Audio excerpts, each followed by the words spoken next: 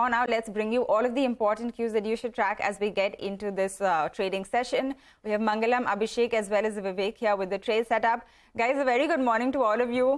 Vivek, I'm sure you heard we were just going through the entire global picture, and that really, once again, the handover has been quite weak there.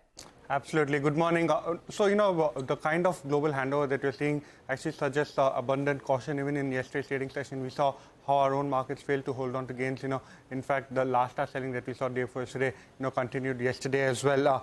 Quickly going through, the kind of global handover, most of the US markets ended lower. You mentioned about the Fitch ratings putting the USA, the AAA rating on watch as well with negative implications. European markets too ended sharply lower. Now, the other thing to watch out for is, the crude oil prices. Crude oil prices actually went higher yesterday. Brent futures higher by almost 1.8%. WTI futures higher by over 1.7%.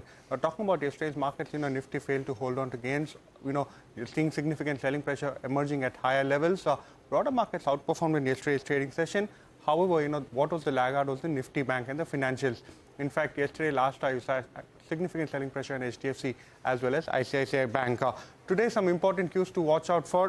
LIC, Nykaa, Nalco, some of the companies that came out with their results yesterday, we've seen reactions. Important numbers today, G Entertainment, SAIL as well as IX. Those will come out with their results today. And when you're talking about the Asian markets, weak handover, Hang Seng, in fact, at lowest level since December, and SGX Nifty indicating a muted start for our own markets.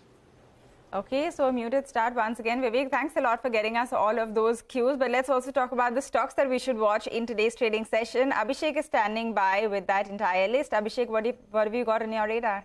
Well, good morning, Pavitra. In terms of the news, Narayan Hyderalaya, they have incorporated a wholly owned subsidiary, Narayan Health Insurance, yesterday. And another one is that sources say that, Gujarat Gas cuts industrial gas price to about rupees 38.43 per SCM from June 1st. In terms of results momentum, LIC is on radar for FY23. The total premium is up 10.9%.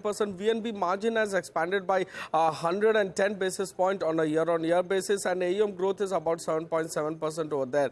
On the weak side, we have Nykaa's result. Despite the fact that revenue growth was 33.7%, the PAT is at a mere 2.4 crore, which is down about 72% on a YY basis. JB Chemicals, a good revenue momentum over there. Revenue has grown by 22%. However, profit have grown by just 3.3% on a YY basis. Shyam Metallics and Energy, the margins have shrunk despite the fact that revenue growth is at 18.3% YOY, net profit growth is at 39.4% YOY, but the margins have declined to 12.2% when compared to 23.1% in the same quarter last year.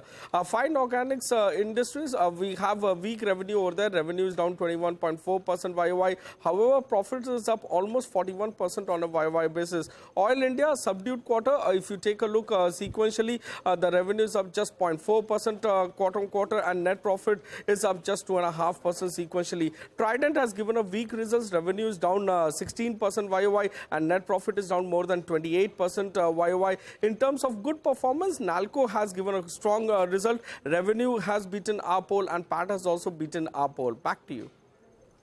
Okay, Abhishek, thanks a lot for filling us in with all of that action in terms of everything that came on these individual companies after market hours. But with that, let's also talk about the futures and options space, because today is extra important because we do have the expiry.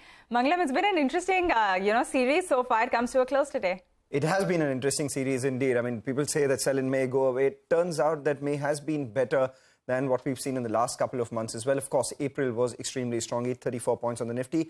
May so far has seen a 370-point gain, and chances are that we will end in the green for this series itself. The Nifty, however, fell about 100 points from highs yesterday, and reconfirming the fact that there is congestion closer to that 18,400 mark. In fact, yesterday was the fourth session that we saw in the last 2 weeks where the Nifty closer to 18,300 saw a sell-off. 108-point sell-off yesterday is what we saw, in addition to the sell-off that we saw on 3 previous occasions. But the FIs continue to buy 1,186 crores in the cash market. The DI is around 300 crores. Though, remember, some part of that is also on account of that large trade that took place from Mahindra CIE. But even if you adjust for that, there has been a big purchase from the institutions themselves. Index futures longs, the FIs are close to around 49-odd%. The short positions are 51-odd%. But importantly, just look at, the index options buying. The FIs are wanting to play the upside via calls as against buying index futures, because there is congestion on the way up. If you just take a look at the index options selling yesterday, the Nifty saw some put selling at 18,350. Those put writers were caught on the wrong side and they had to unwind their positions. And then we saw a lot of call selling telling you that that congestion is still intact. The SGX Nifty is indicating a soft start closer to the support. If we see an up move, will be interesting to see where we go from here. So the 18,350 put writers had to unwind their positions, so said about 20 lakh shares in open interest. Apart from that, the 18,350 and 18,300 call writers have been extremely active. The 18,300 call is something that I'll be watching very closely, mainly because the first resistance that comes on the Nifty on the way up is 18,337 basis, the premium that is there on the 18,300 call. So if we cross past that, there could be a case for some more short covering. Where is another support coming in? 18,200, which is the 20-day moving average. All right, Mangalam, thanks a lot for bringing us all of those cues. So maybe, a bit of a soft start as we get into expiry day, but let's see how things move from there. We're going to get into a break now, but when we come back, Uber has announced that it will be stepping up its EV push in India with the launch of Uber Green. So more on that story on the other side.